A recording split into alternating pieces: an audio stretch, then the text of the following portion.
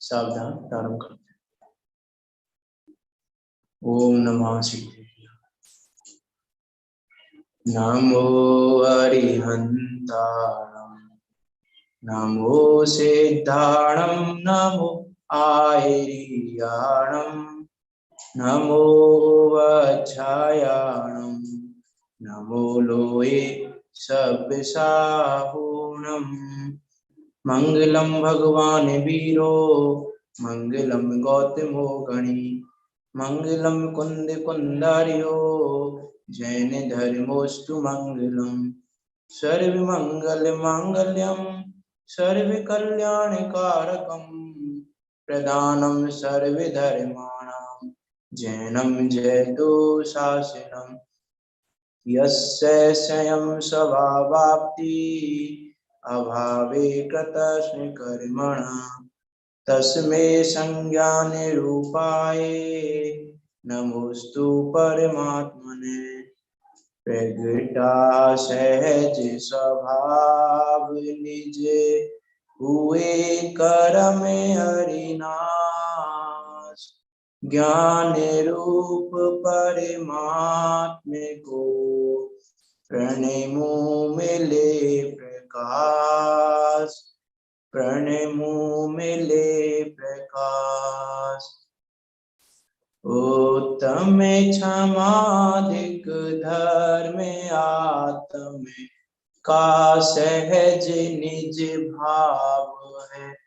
सुख शांति का है हेतु जग में, मुक्ति का सुपाव है मूल सम्यक दर्श निज में। लीनता में ये धर्म, बंधु सुभाऊ भावना, हो पूर्ण दश लक्षण धर्म।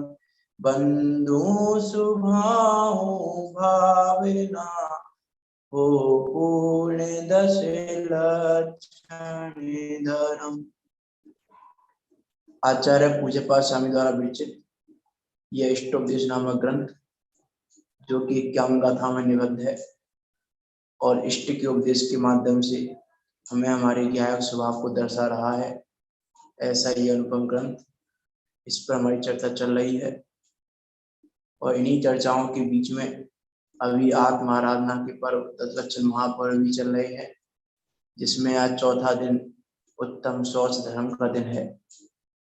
वैसे तो वास्तव में कोई दिन किसी धर्म का नहीं होता, वास्तव में सब दिन सभी धर्म है, और सिर्फ भादों में ही नहीं है, पूरे साल है। पूरे साल ही नहीं है, अनादि से है, अनंत काल तक रहेंगे ये धर्म। तो वास्तव में वो वस्तु स्वभाव को जानने, वस्तु स्वभाव को बताने के लिए, उस वस्तु स्वभाव का निर्णय कराने के लिए दर्शन पर्व आते हैं। हम भी इष्टोपदेश के माध्यम से उसी वस्तु स्वभाव का निर्णय कर रहे हैं, उसी वस्तु स्वभाव को जानने का प्रयास कर रहे हैं। देखो 27 नंबर की गाथा चल रही है हमारी। क्या कह रहे हैं 27 नंबर की गाथा में? एको हम निर्ममा शुद्धो, ज्ञानी योगिंद्र गोचरा, बाह्या संयोगजा भावा, मत्तः सर्वेपि सर्वथा। बाह्य है, ये संयोग आदि भाव कैसे हैं? बाह्य है, भिन्न है, मुझ रूप नहीं है। इसका अर्थ है कि वो चेतन रूप नहीं है।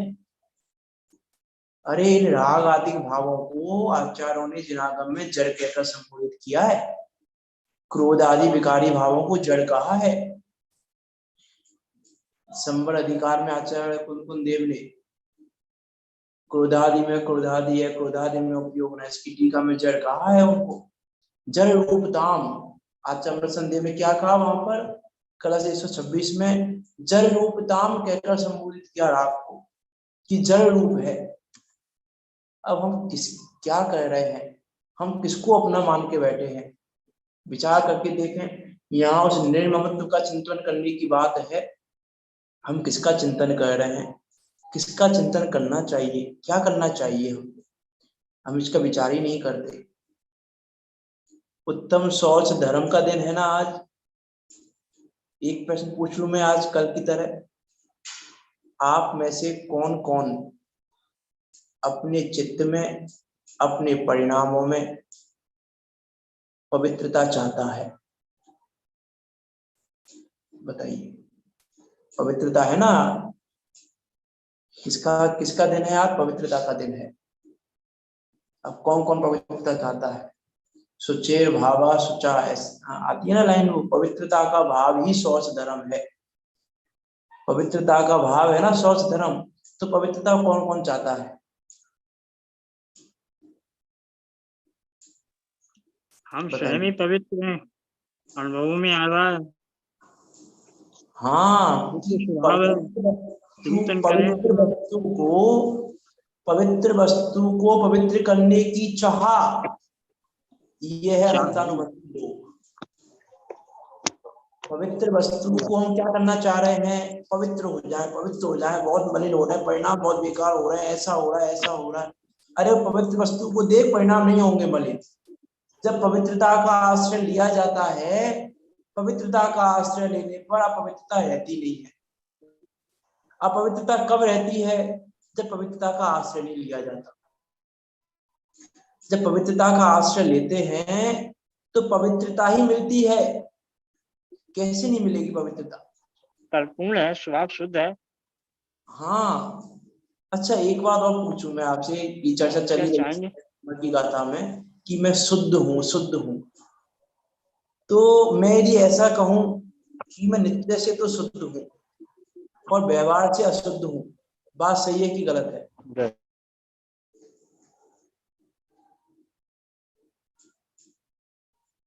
निश्चय से तो मैं शुद्ध हूँ, यहाँ निश्चय की बात चल रही है। निश्चय से तो मैं शुद्ध हूँ, लेकिन व्यवहार से तो अशुद्ध हूँ कि नहीं हूँ? बताइए।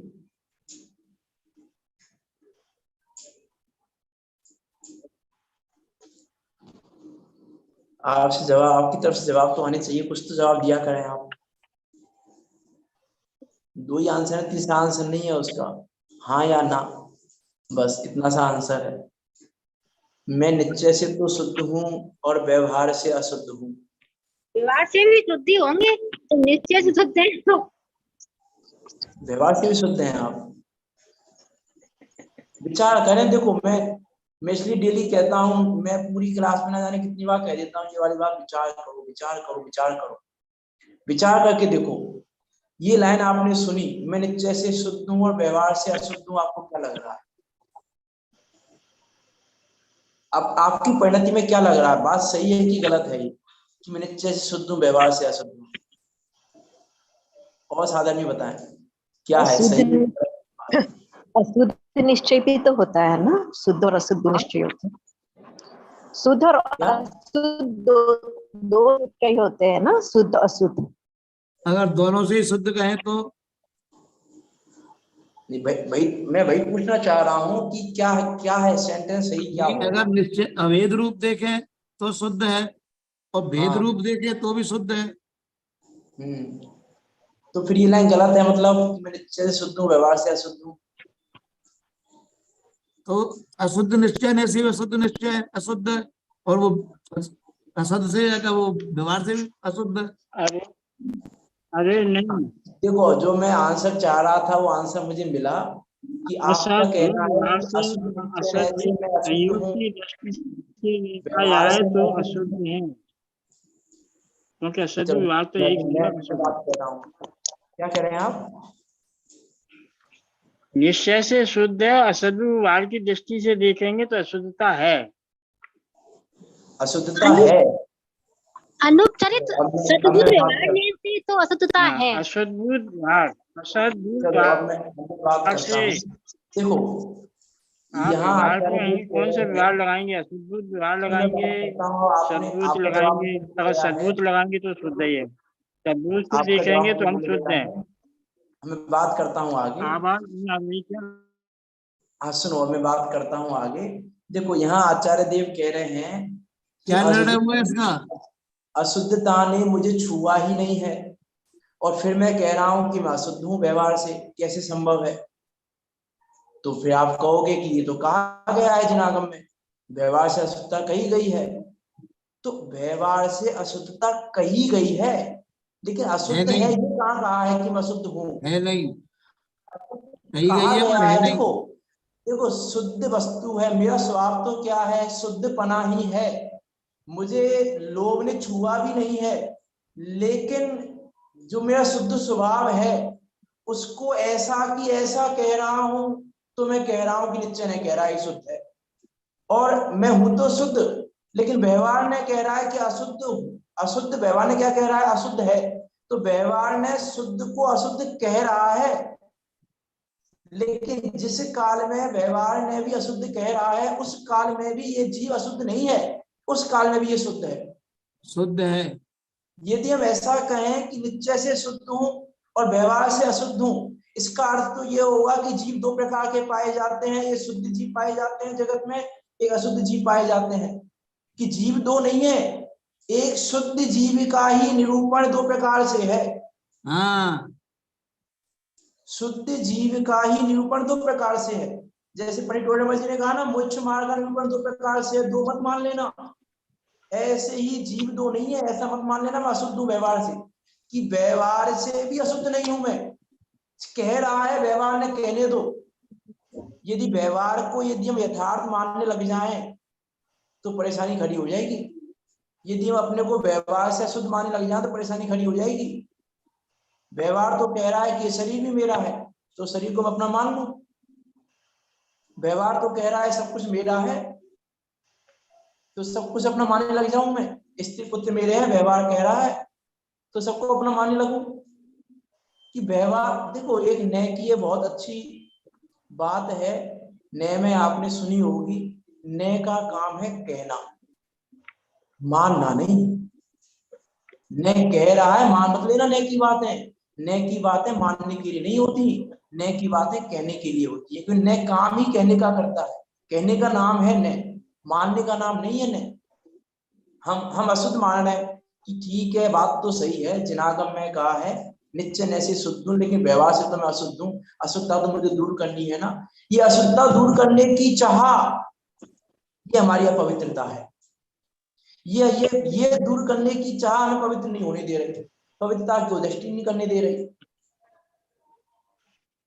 एक अनंतानुबंधी लोभ की परिभाषा आती है कि स्वयं और पर की चाह करना, ये अनंतानुबंधी लोभ है। बात सही है कि गलत है? स्वयं और पर की चाह करना, क्या बात, क्या प्रश्न है? मोक्ष की चाह करना कौन सा लोभ है? प्रश्न क्या है? प्रश्न मोक्ष की चाह करना कौन सा लोभ है? कौन सा दोष है? लोभ, लोभ, लोभ है कि नहीं है? मोक्ष की चाह करना, सम्यक दर्शन की चाह करना, अनंतानुबंधी है, रत्नात्रय की चाह करना। अनंतानुबंधी है। हाँ, रत्नात्रय की चाह भी अनंतानुबंधी लोभ है। रत्नात्रय की चाह, कि रत्नात्रय की चाह नहीं करें, सम्यक दर्शन की चाह नहीं करें, हम नहीं करें सम्यक दर्शन की चाह। कि अरे जिसको वस्तु स्वभाव का निर्णय होता है वो चाह नहीं करता, जिसको अपने शुद्ध स्वभाव खबर है वो किसकी चाह करेगा? अच्छा, जो शक्कर का स्वभाव जानता है, फिर वो ये विचार करता है ये मिठास कब मिलेगी, मैंने दूध में डाल तो दी शक्कर, अब पता नहीं मिठास कब मिलेगी, मिठास मिल जाए, मिठास मिल जाए, मिठास मिलने की चाह करता है वो। मिठास मिलने की चाह कौन करता है? मिठास मिलने की चाह वो करता है जिसको शक्कर का स्वभाव नहीं पता। जिसको शक्कर का स्वभाव नहीं पता है वो मिठास की चाह करता है। अब जिसको शक्कर का स्वभाव पता है वो फिर चाह नहीं, उसको चाह नहीं है, उसको फिर ना क्रोध है ना मान है, तो चारों कसाय स्वभाव को जानने पर, स्वभाव के आश्रय से चारों कसाय नष्ट होती हैं। चारों कसाय नष्ट होती हैं, और दूसरे शब्द में बोले तो उत्पन्न नहीं होती है। चारों कसाय उत्पन्न नहीं होती हैं, उत्पन्न जब होंगी जब हमें परेशानी होगी। अतः दूध में एक बार और दिया था मैंने एग्जांपल शायद, कि दूध में शक्कर डाल दी, अब दूध पी तो रहे हैं हम, लेकिन वो सामने वाले ने बददुआ दे दी मुझे। अब पता नहीं दूध मीठा हो पाएगा कि नहीं हो पाएगा, शक्कर तो डाली थी मैंने, अब पता नहीं उसने बददुआ दे दी, उसने उल्टा सीधा बोल दिया मुझसे, पता नहीं अब ये दूध मीठा हो पाएगा कि नहीं। उसने दूध को गालियां दे दी बहुत सारी, पता नहीं दूध अब मीठा होगा कि नहीं होगा। अरे नमक का मंत्र बोल लूं, एक बार दूध मीठा हो जाए शायद। ऐसा करते हैं हम, करते हैं क्या हम ऐसा कि नहीं? ऐसा कौन करेगा जिसको पता नहीं है कि शक्कर से मीठा होता है कि नहीं होता है। शक्कर में मिठास है, जिसको खबर नहीं है, वो फिर ये चिंताएं करता है, वो फिर चाह करता है कि अरे नमक का मंत्र बोल लूं, एक बार दूध मीठा हो जाएगा, अरे एक बार ये कर लूं तो मीठा हो जाएगा, एक बार ये कर लूं तो मीठा हो जाएगा। ये चाह, मीठे करने की चाह वो करता है जिसको शक्कर के स्वभाव की खबर नहीं है। जिसको शक्कर के स्वभाव की खबर है वो जानता है कि शक्कर का आश्रय लिया है ना तो मीठा मिलेगा मुझे, क्योंकि मीठा कोई शक्कर से अलग नहीं है। वो ये जानता है कि मिठास जो है वो शक्कर से अलग नहीं है, कोई परेशानी नहीं है, हमें चिंता नहीं है। आवाज नहीं आ रही? आवाज आपको नहीं आ रही कि सबको नहीं आ रही? आ रही है आवाज। आपके कोई नेटवर्क में इशू रहता है अंकल जी के लिए। चलो ठीक है। क्या कह रहे हैं हम तो यहाँ ये कहना चाह रहे हैं कि जो शुद्धता का आश्रय लेगा तो अशुद्धता रहेगी नहीं, अशुद्धता है ही नहीं। जब अशुद्धता दिखेगी नहीं तो अशुद्धता को दूर करने की बात ही नहीं रहेगी। अब चिंता होगी कि नहीं होगी, लोभ होगा कि नहीं होगा? अरे नहीं, देखो लोभ तो रहेगा। अब पैसे का लोभ है, छूटता कोई ना इतना जल्दी। पैसे का लोभ इतना जल्दी छूट जाता है क्या? अरे पैसे का लोभ, संयोगों का लोभ छूटता है इतना जल्दी कि नहीं? छूटता है, पैसे का लोभ भी छूटता है। और आप छोड़ते हो पैसे का लोभ भी। कब छोड़ते हो पैसे का लोभ? कब छोड़ते हो पैसे का लोभ? कि जब कुछ पैसे से भी कुछ बहुमूल्य वस्तु दिखती है तो फिर हम पैसे को भी, पूरे पैसे को भी छोड़ देना चाहते हैं।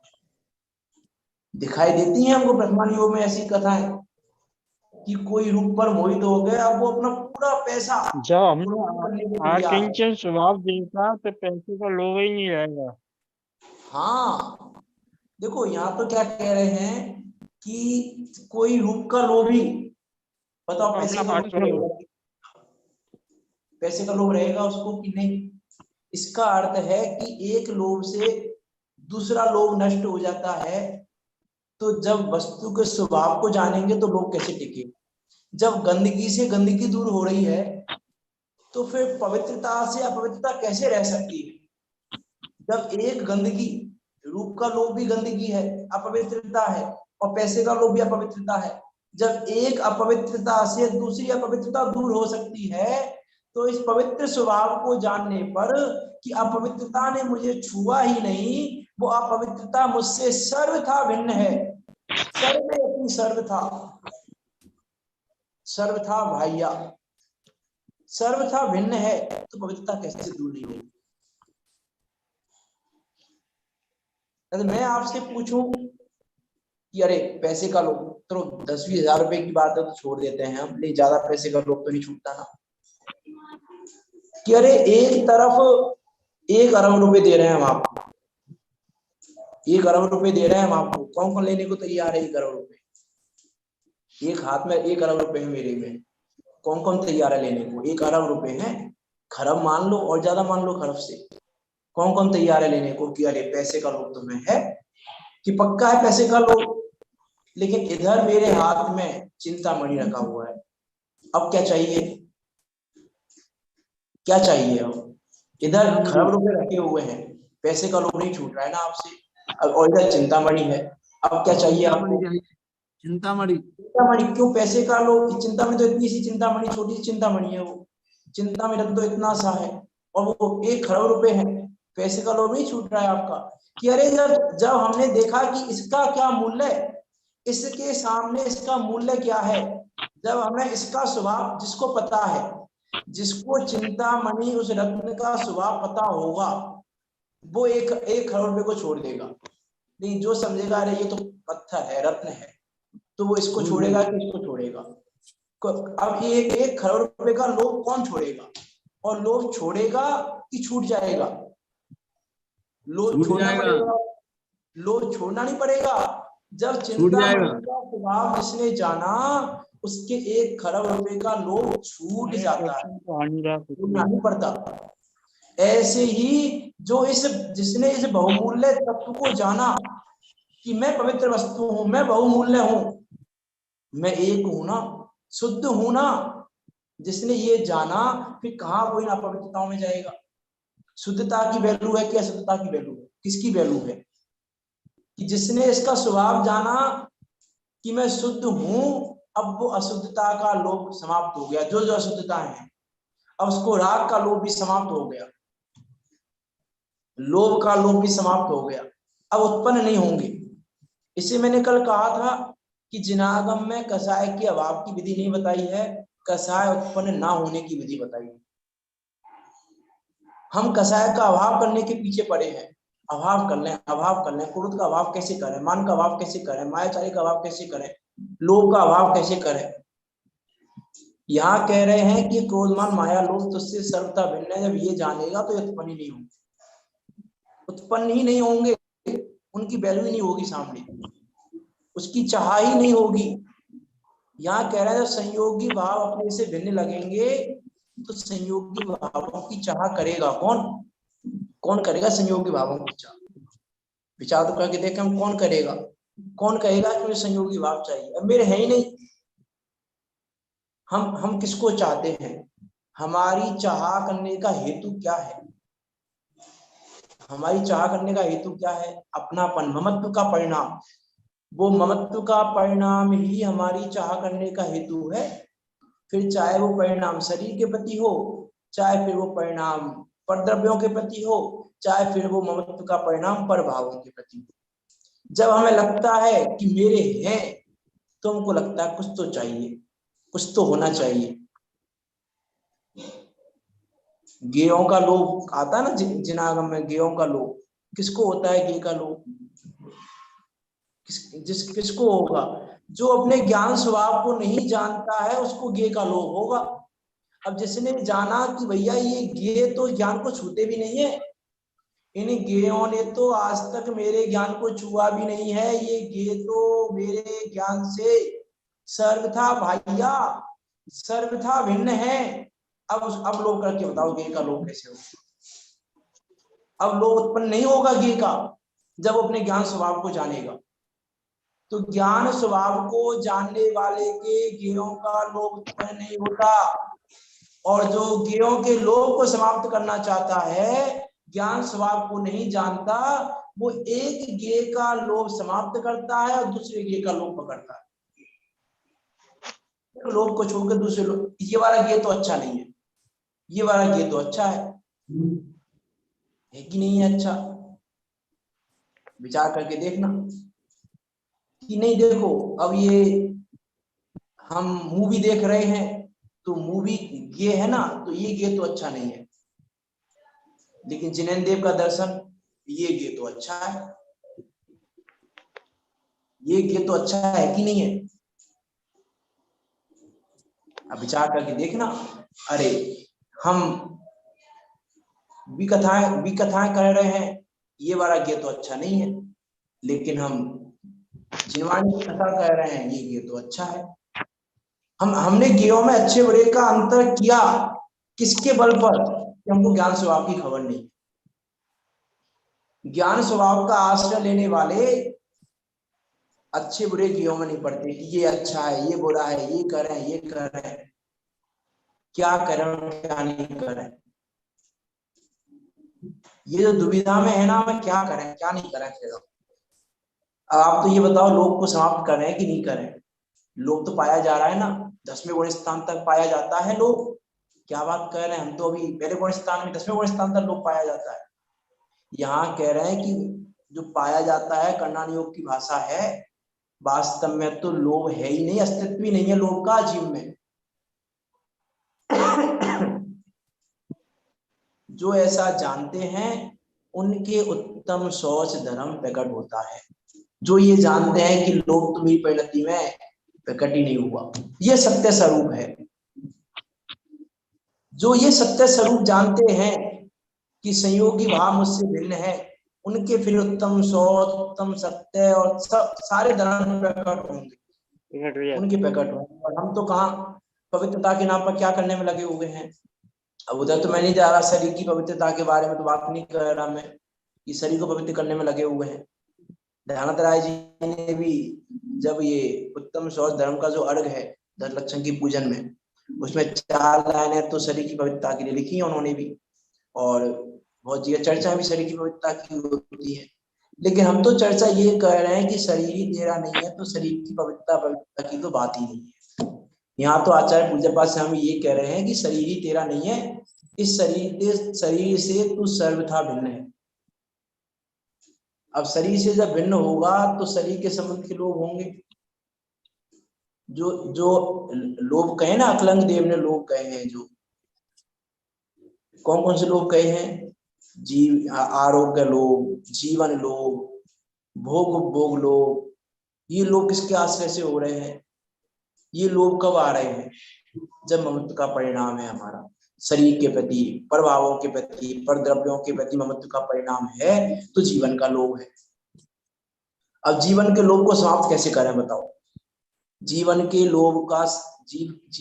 लोभ को नष्ट कैसे करें बताइए आप? जीवन वाला लोभ है ना, ये जीवन लोभ, 4 प्रकार के लोभ कहे हैं राजवार्तिक अकलंग देव ने, तो ये जीवन लोभ कहा वहां पर।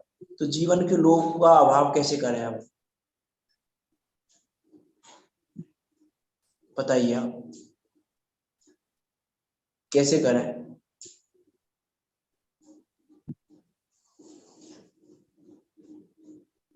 बताइए।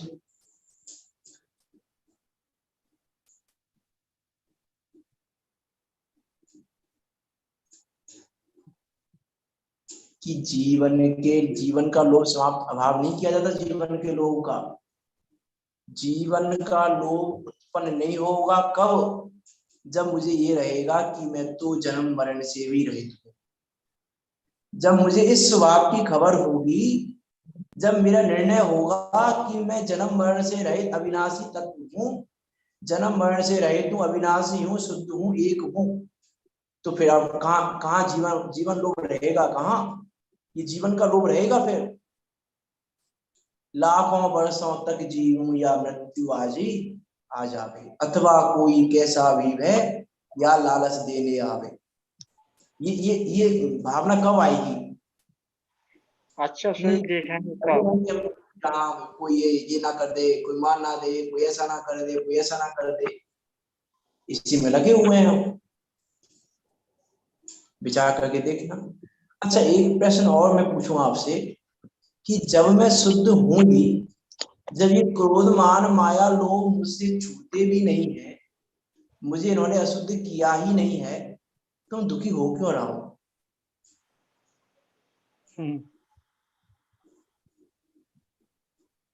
बताइए।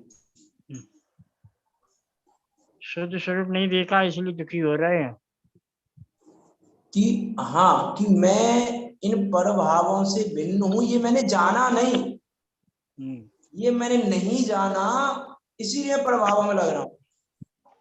इसीलिए मेरा जितना पुरुषार्थ हो रहा है, मेरा वो पुरुषार्थ इधर हो रहा है। इसीलिए देखो, एक सेंटेंस आता है बड़े पंडित जी का, परिस्थिति नहीं मनस्थिति बदलो। इसका अर्थ पता है आपको?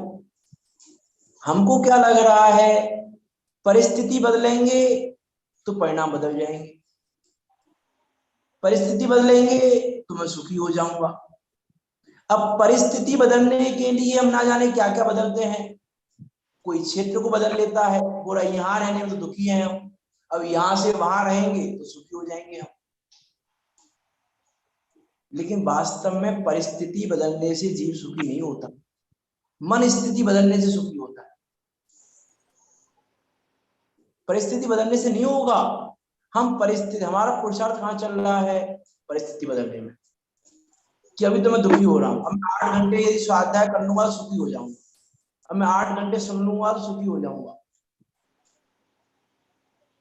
कि अभी तक तो सुनने की चाह क्या थी, म्यूजिक को सुनने की चाह थी। अब हमने म्यूजिक को सुनने की चाह बंद कर दी और ये सुनने की चाह प्रारंभ कर दी। हम सुखी होना कहां से चाहते हैं? हमारा सुखी होने का हेतु क्या है? हमारा सुखी होने का क्या हेतु है? विचार करके देखना कि हमने क्या हेतु बनाया हुआ है अपना सुखी होने का। जो हमने हेतु बनाया हुआ है वो हेतु ही गलत है। क्योंकि देखो ऐसा तो संभव नहीं है कि कारण हो और कार्य ना हो। ये तो संभव नहीं है कि कारण हो और कार्य ना हो, दोनों साथ साथ होते हैं। अब हमने सुखी होने का कारण किसको बनाया है और उसके कारण हम सुखी नहीं हो रहे, इसका अर्थ है कि हमारा कारण गलत है। अब हम चाह करने में लगे हुए, ये मिल जाए ये मिल जाए, हम कारणों को ढूंढ रहे हैं, लेकिन भाई वो कारण ही गलत है। तेरे उन कारणों की चाह ही तेरी अपवित्रता है। तेरे उन कारणों की चाह ही तुझे अपवित्र बना रही है। इसका विचार ही नहीं करते हैं। हम क्या कर रहे हैं, अपने साथ हम कर क्या रहे हैं, विचार करके देखना।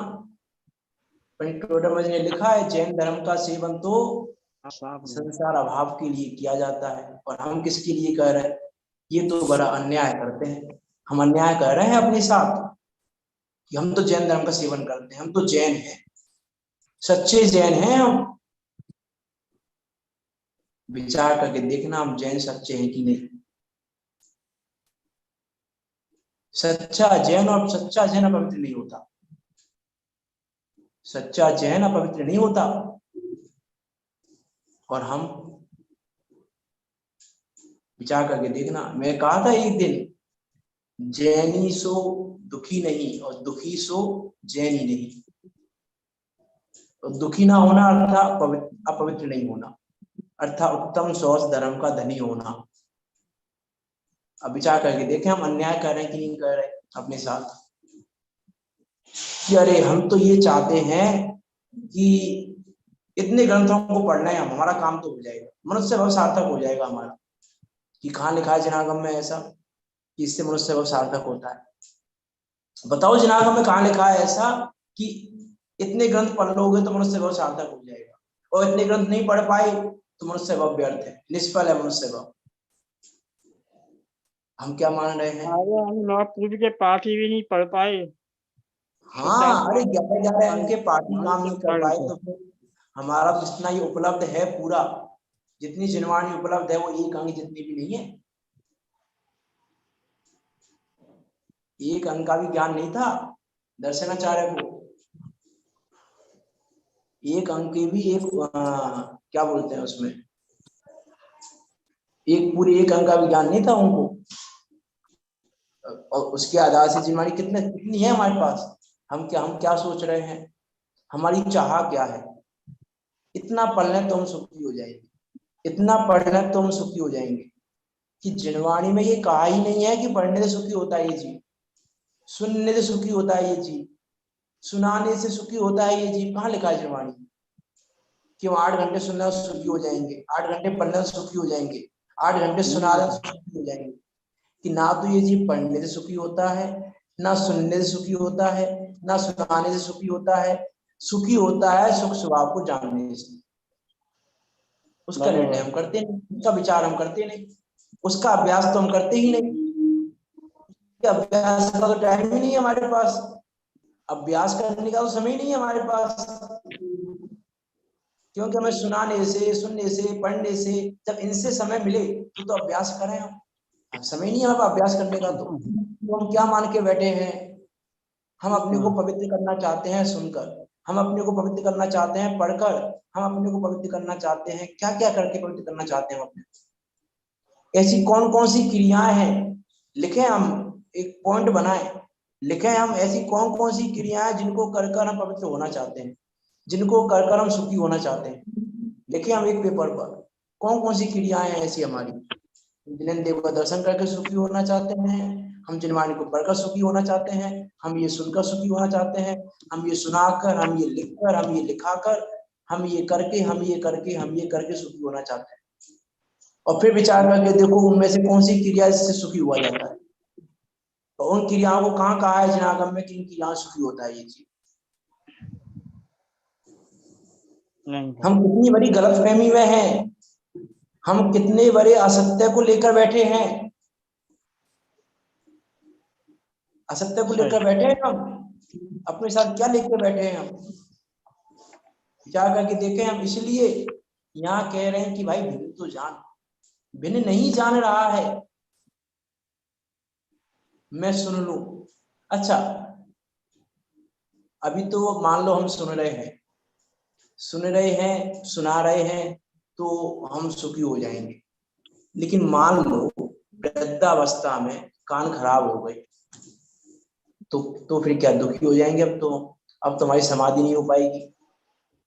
क्यों? अब सुन ही नहीं पाएंगे हम, आंखें भी खराब हो गई, पढ़ भी नहीं पाएंगे अब हम, कान भी खराब हो गए, सुन भी नहीं पाएंगे अब हम, और सुना भी नहीं पाएंगे हम, हमारे मुंह भी, बोल भी हमारा नहीं कर रहा है, बोल भी बंद हो गया हमारा, कान भी खराब हो गए, आंख भी खराब हो गई। अब क्या करें? समाधि कर पाएंगे कि नहीं कर पाएंगे? विचार करके देखें हम, क्या कर पाएंगे कि नहीं कर पाएंगे हम ऐसी अवस्था में? कि अरे चर्चा तो कर ही नहीं पा रहे हम, बिना चर्चा के कैसे समाधि होगी, बिना सुने कैसे समाधि होगी, बिना पढ़े कैसे समाधि होगी, बिना पढ़ाए बिना सुनाए कैसे समाधि होगी? हम ये मान के बैठे हैं। हेतु लगाना, हम कहाँ क्या लगा के बैठे हैं कि समाधि होती है निर्णय से,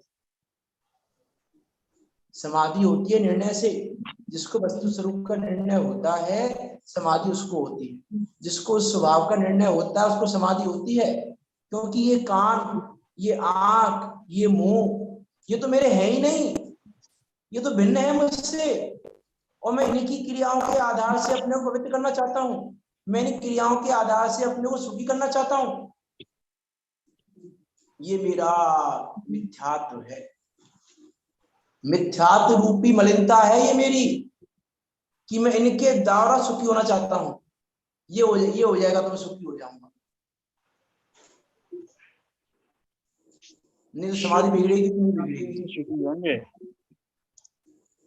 समाधि किसकी बिगड़ती है? समाधि उसकी बिगड़ती है जिसको सुनने का, पढ़ने का, बोलने का लोभ होता है, उसको समाधि बिगड़ती है। क्यों? अरे अंतिम समय में हम सुन ही नहीं पाए, कोई सुनाने वाला ही नहीं है, कोई सुनाने वाला हो तो हमारा भाव सुधर जाएगा, समाधि हो जाएगी। इसका अर्थ है कि तुमने भव का सुधार, अपना सुखी होना दूसरों के अधीन किया हुआ है, तुमने अपनी पवित्रता दूसरों के अधीन की हुई है, तुमने अपनी पवित्रता इन कर्णेंद्रिय के परिणमन पे कर्णेंद्रिय के अधीन की हुई है, इन चक्षु इंद्रिय के अधीन की हुई है तुमने अपनी पवित्रता को। यहाँ कह रहे हैं कि अरे ये इंद्रियां तो छोड़ो, यहाँ तो भाव की बात कर रहे हैं, पर भावों की, ये तो पर द्रव्य है, ये तो भिन्न है, जो भिन्न है उनके आदि क्यों लेके बैठे, उनके आधीन क्या लेकर बैठे हैं? विचार करके देखें, हम किसके अधीन क्या लेकर बैठे हैं? वास्तव में हम अपनी स्वतंत्रता को भूलकर परतंत्र हुए पड़े हैं। परतंत्र जीव कब होता है? स्वतंत्रता को भूल जाता है, तो स्वतंत्रता को नहीं जान, और जो स्वतंत्रता को जानता है वो परतंत्रता से मुक्त हो जाता है। अब हम जान नहीं रहे अपनी स्वतंत्रता को। मैं बहुत बार जब 15 अगस्त के कभी क्लास, 1-2 बार क्लास ली है 15 अगस्त पे, स्वतंत्रता दिवस पे, वहां मैं ये वाली बात कहता हूँ कि जिन वीरों ने स्वतंत्रता दिलाई, उन्होंने ये जाना कि परतंत्रता अच्छी नहीं है, उन्होंने ये जाना कि हम स्वतंत्र हैं, हम पहले स्वतंत्र थे, अंग्रेजों ने आके हम पे अधिकार जमाया है। जिन्होंने उस स्वतंत्रता को जाना ना, वो परतंत्रता से मुक्त हो पाए, तो परतंत्रता को दूर करने का प्रयास कर पाए। और देखो, और दूसरे शब्दों में कहूं कि उन्होंने स्वतंत्रता को जाना, तो उन्होंने स्वतंत्रता को पाने का प्रयास किया, और स्वतंत्रता को पाने के प्रयास में परतंत्रता दूर हो गई, परतंत्रता दूर करनी ही पड़ी जब उसने उसको जाना, स्वभाव को जाना। ऐसे ही यहाँ हम अपने स्वतंत्र स्वभाव को तो जाने कि मेरा परिणाम किसके अधीन है, मैं किसके अधीन अपने परिणामों को लेके बैठा हूँ, किसके अधीन है मेरा परिणाम।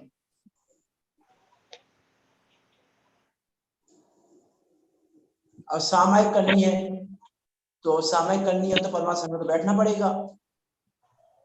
अब वृद्ध अवस्था में तो हमारा शरीर नहीं है ऐसा कि हम पद्मासन में बैठ जाएं, तो हम सामयिक कर पाएंगे कि नहीं कर पाएंगे। तो विचार करके देखो, एक एक बहुत सारे प्रकरण में बात की जा सकती है। हमारी चाह क्या है? चाह हमारी अपवित्रता है ना। चाह का नाम है पवित्रता, चाह का नाम है लोभ। उस चाह के अभाव में उत्तम सौंदर्य धर्म प्रकट होता है। हमारी चाह क्या है? हम क्या क्या करके क्या पाना चाहते हैं? हम पद्मासन में ऐसे बैठ गए, बिल्कुल अब सामयिक हो रही है हमारी। ये कहाँ लिखी है? जिनागम में ऐसे सामयिक होती है। जिनागम में सामयिक का आसन कहा है कि आसन है ये पद्मासन तो शुक्ल ध्यान के लिए कहा है। शुक्ल ध्यान में कहा है आसन, धर्म ध्यान में कहाँ कहा है आसन? हम तो धर्म ध्यान भी ऐसे चाहते हैं, वैसे बैठ जाएंगे ध्यान लगा के। बहुत सारे लोग बैठ जाते हैं ऐसे ध्यान लगा के बैठ गए, और अब धर्म ध्यान हो रहा है हमारे, अब हम सामयिक कर रहे हैं, अब हमारे सामयिक हो रहा है। अरे कहाँ? अपने स्वभाव को जानो। जो स्वभाव को जानता है उसके सदाकाल सामयिक है, सोते जागते सामयिक है उसको। और जो अपने स्वभाव को नहीं जानता उसके सामयिक नहीं। वो ऐसे बैठ जाए तो सामयिक नहीं है, ऐसे ना बैठे तो सामयिक नहीं।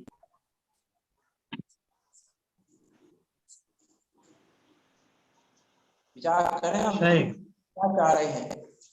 ये आचार्य पूज्यपाद स्वामी क्या कह रहे हैं? किस प्रकार से भिन्नता को जाने, भिन्नता को नहीं जाने, किस प्रकार से अपने स्वभाव को जाने। उस स्वभाव को जानने वाले के सब अपने आप ऑटोमेटिकली समाप्त होता है। और जब लोभ समाप्त होता है तो बाकी तो अपने आप समाप्त हो जाता है। लोभ के अभाव में क्रोध मान माया तो अपने आप चली जाती है। जब लोभ का अभाव होता है तो क्रोध मान माया टिकती नहीं है, क्योंकि लोभ के वश होकर ये जीव क्रोध कर लेता है, लोभ के वश होकर ये जीव सब करता है। इसीलिए तो कहा लोभ पाप का भाव पकाना। विचार करके देखना, समय हो रहा है। देखो एक बात कह दी, बात पूरी करता हूं। उत्तम सौंदर्य धर्म के प्रकरण में एक लाइन आती है, संतोष। संतोष से रहो, लोभ नहीं करो, चाह नहीं करो, संतोष से रहो। अब वो संतोष कब आएगा? क्या करके देखो कि संतोष आएगा कब? अपने स्वभाव को जाने बिना संतोष आ नहीं सकता। अपने स्वभाव में, हाँ, क्योंकि जब ये रहेगा कि मैं पूर्ण हूँ, परिपूर्ण हूँ, मुझे आवश्यकता नहीं है ना किसी की। अब जब किसी की आवश्यकता नहीं है, मैं अपने में परिपूर्ण हूँ, तो किस चीज का दोष? अब दोष रहेगा, मुझे कोई इच्छा रहेगी, मुझे कोई, अब मुझे कोई इच्छा नहीं रही, अब मुझे कोई चाह नहीं रही।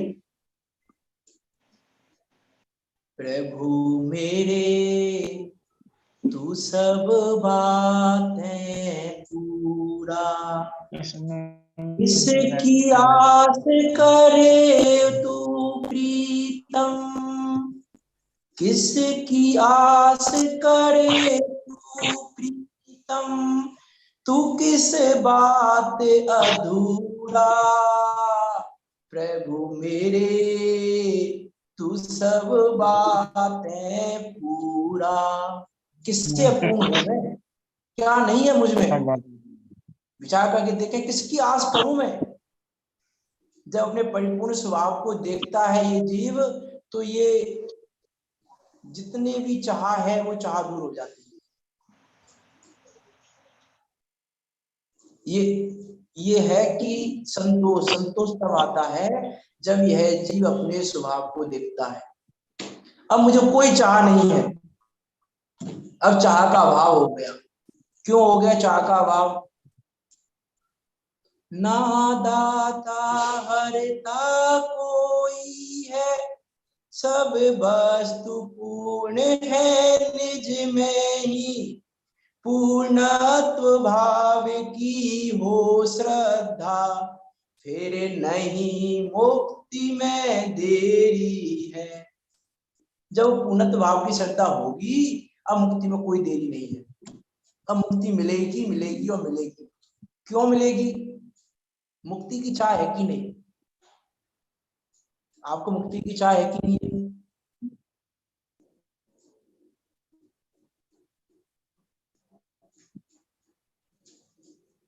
किस किस को है मुक्ति की चाह, मुक्ति प्राप्त करना चाहते हैं कि नहीं चाहते हैं?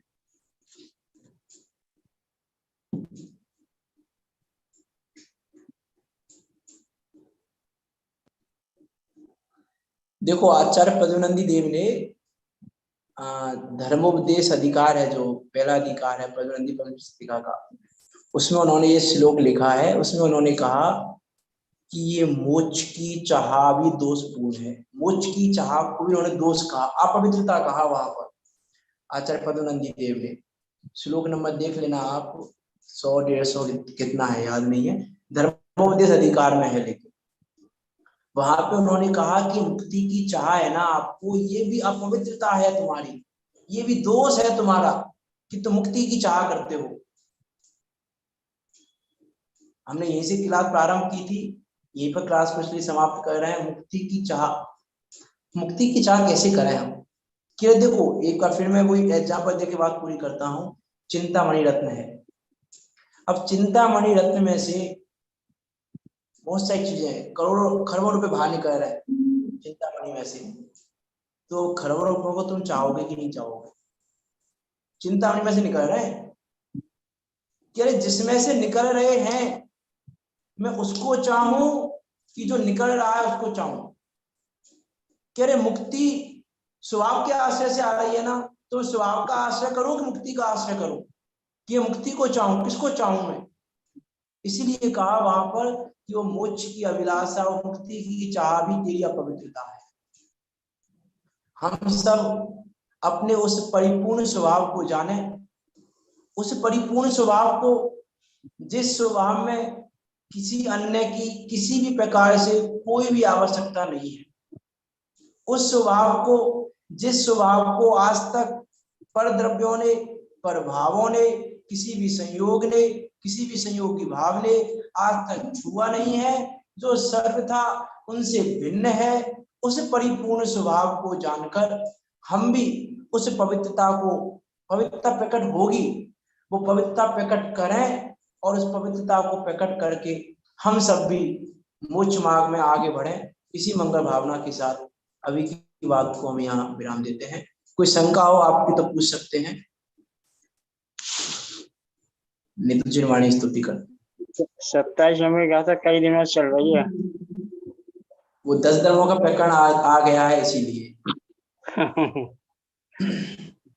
निज निधि निज में बताई यह अनंत उपकार उसके लिए जिन वाणी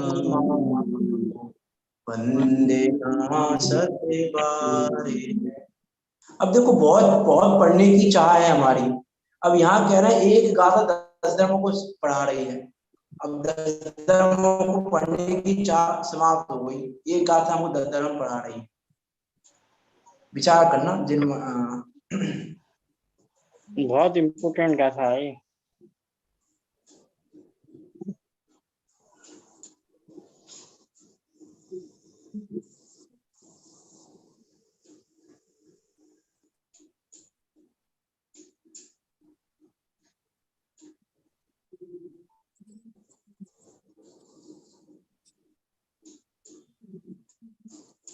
वृद्धाश्रम में जिनवाणी माता की जय, महान जय धर्म की।